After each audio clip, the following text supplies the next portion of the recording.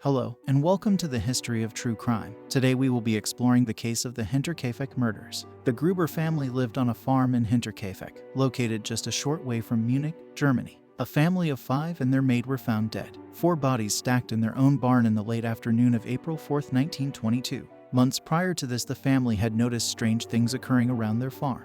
Newspapers that the family hadn't purchased appearing on the property. Broken locks, noises in the attic, and unfamiliar footprints in the snow that littered the farm, never seeming to lead away from the property itself. These observations had been mentioned to many members of the community. Yet the family did not accept any aid, and each of these strange details went unreported to the local police. The maid working on the farm at the time reportedly quit her job after these occurrences and believing the house to be haunted, leaving the family of 5 in search of another maid to aid them with their daily tasks. On Friday, March 31st, the new maid, Maria Baumgartner, was escorted to the farm by her sister in the late afternoon, who left after a short stay. Baumgartner's sister is believed to be the last person to see the victims alive. That evening, Victoria Gabriel, 35, her daughter Kazilia, 7, and her parents Andreas, 63, and Kazilia Gruber, 72, were lured to the barn one by one by the perpetrator and killed with blows to the head.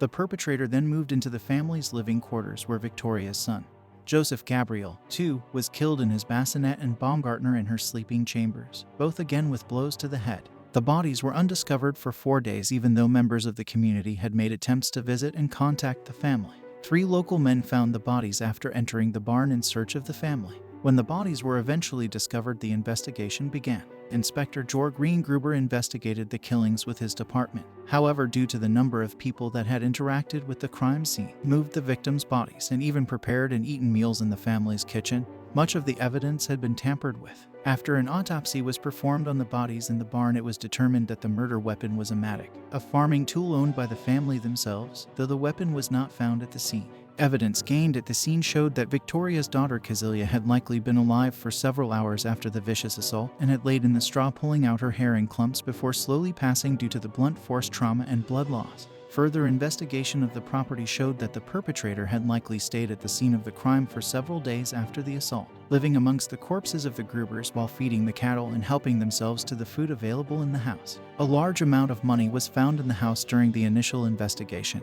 immediately dismissing the initial thoughts that the motive behind these gruesome murders was robbery. With no clear motive to gain from the crime scene, police began formulating a list of suspects. It is noted in the inspection record that the family members were likely drawn to the barn by the restlessness in the stable located within. However, it was soon discovered that a human scream in the barn would not be heard from the living area. The night after the crime was committed, a local man, Michael Plockel, passed by the farm, noting that the oven in the fireplace had been lit. The smoke pluming from the chimney was noted to have a foul stench. What had been burned in the oven that night was never determined. A year after the initial investigation took place, the farm at Hinterkaifeck was demolished, unearthing the mattock hidden away in the attic that was believed to be used to commit the murders, and a penknife buried in the hay of the family's barn. Victoria's late husband Carl Gabriel was one of the first suspects, reportedly having died in the First World War but with no body being found. People speculated that Carl had indeed died during the war. With Victoria giving birth to Joseph in her husband's absence, rumors of the child's true father began to swirl. Following the rumors of Joseph's true father, Lawrence Schlittenbauer was believed to be in a relationship with Victoria, and many believed him to have fathered Joseph. He came under suspicion early on in the investigation due to his actions immediately following the incident.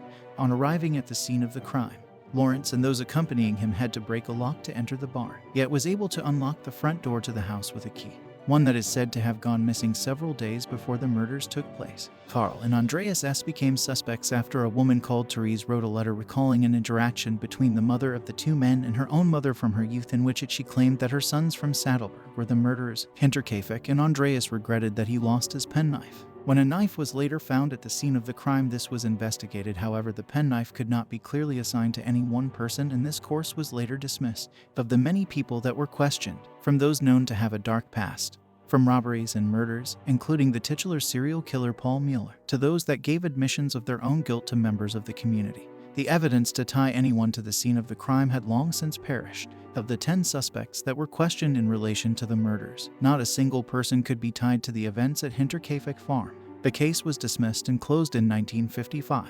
If you enjoyed this episode of the History of True Crime, like and subscribe for more. What story would you like to hear about next? Leave a comment down below to get your local gruesome history or favorite true crime stories told in full.